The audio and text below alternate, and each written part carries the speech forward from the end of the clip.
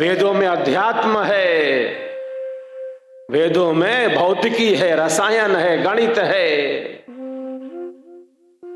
अंतरिक्ष का विज्ञान भरा पड़ा है, खगोल है, आयुर्वेद है,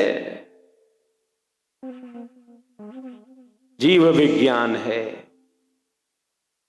अध्यात्म विज्ञान के साथ साथ, अध्यात्म के चेतन विज्ञान के साथ साथ हमारे ऋषियों ने प्रकृति से लेकर परमाणु के ज्ञान से लेकर परमात्मा के अनंत ज्ञान का अनुभव अपनी आत्मा में किया और मंत्रों के माध्यम से उपनिषदों में गुरु शिष्य संवाद के रूप में संपूर्ण विश्व की मानवता के कल्याण के लिए उसे प्रकट कर दिया है, उसे प्रकट कर दिया है।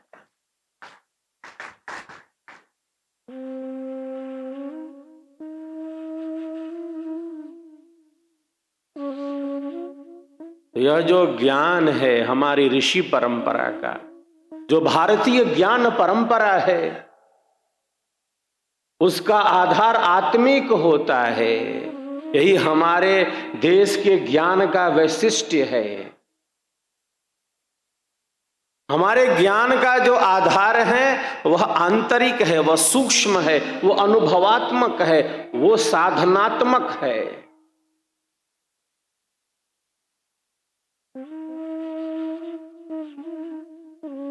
वह ज्ञान साधना में प्रकट होता है। साधना की अतल गहराई में पहुंचकर हमारे ऋषियों ने, अमर सद्गुरुदेव ने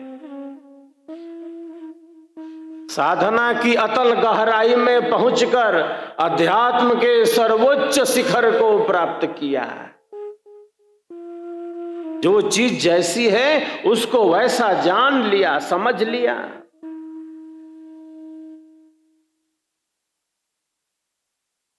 तो ज्ञान के दो धरातल हैं। एक ज्ञान का आधार भौतिक है, पुस्तकीय है, बाह्य है, और एक जो ज्ञान का धरातल है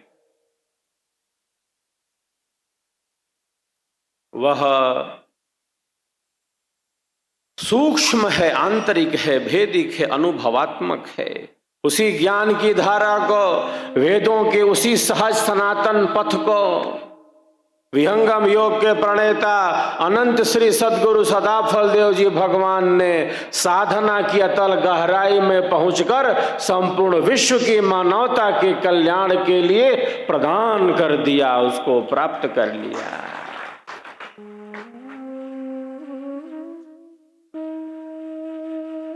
अद्भुत मार्ग योग विहंगम मैं तुमको बतलाऊंगा, और केवल बतलाऊंगा ही नहीं, यदि विधिवत तुम साधन करी हो, अमर लोक पहुंचाऊंगा, अमर लोक पहुंचाऊंगा।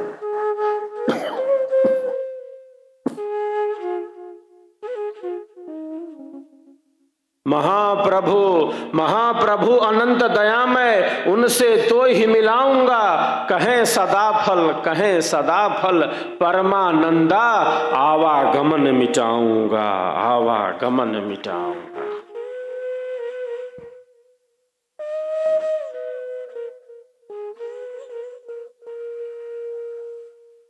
तो महापुरुषों का बताया पथ ही कल्याणकारी है।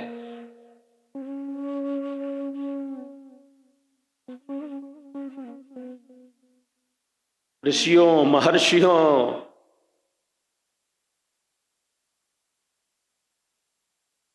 का अनुभव ही, उनका ज्ञान ही हम सब के लिए कल्याणकारी है।